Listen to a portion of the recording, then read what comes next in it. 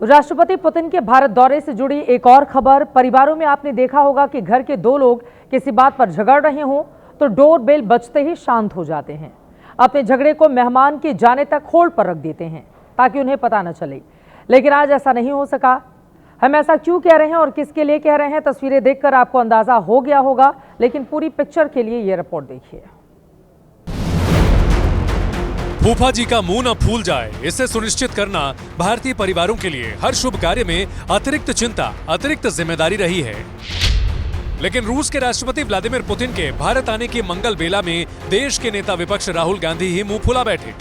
राहुल गांधी को इस पर गुस्सा आया कि पुतिन को उनसे क्यों नहीं मिलवाया जा रहा है। एक मीटिंग अलग क्यों नहीं रखी जिसमें सिर्फ वो और पुतिन हो। सरकार नहीं चाहती कि ऑपोजिशन के लोग बाहर के लोगों से मिले। जो फॉरेन डिग्नेटरीज आते हैं या जब मैं कहीं बाहर जाता हूं तो सरकार उनको सजेस्ट करती है कि एलओपी से नहीं मिलना चाहिए। तो ये इनकी पॉलिसी है। हमें मैसेज मिलता है कि हमें बताया गया है कि सरकार हमसे कहती है कि आपसे नहीं मिलना।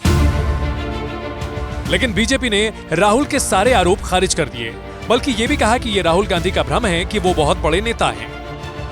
जिस दिन पुतिन जैसे एक बड़े अधिकारी दूसरे देश के राष्ट्राध्यक्ष आ रहे हो, उसी दिन इस प्रकार की कंट्रोवर्सी खड़ी करके देश की छवि को धूमिल करने का प्रयास राहुल जी से हम एक्सपेक्ट नहीं करते हैं। वो एक एलओपी है और एलओपी को हमेशा एक रिस्पॉन्सिबल तरीके से बिहेव करना चाहिए।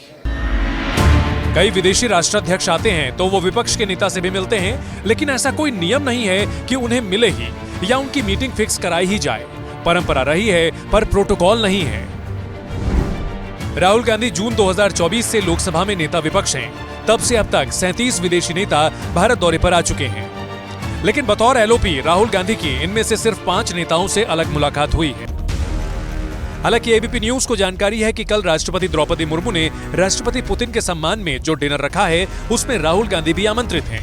राहुल वहां पुतिन से मिल भी पाएंगे, बात भी कर पाएंगे। हालांकि पुतिन कितना समय देंगे, कितनी बात करेंगे, ये वही तय करेंगे, क्योंकि दौरा सिर्फ 30 घंटे का है। कल ही उन्हें रूस भी लौटना है।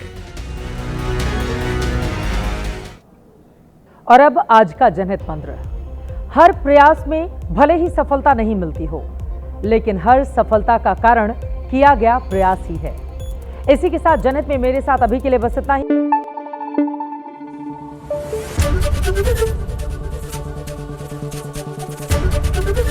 एबीपी न्यूज आपको रखे आगे।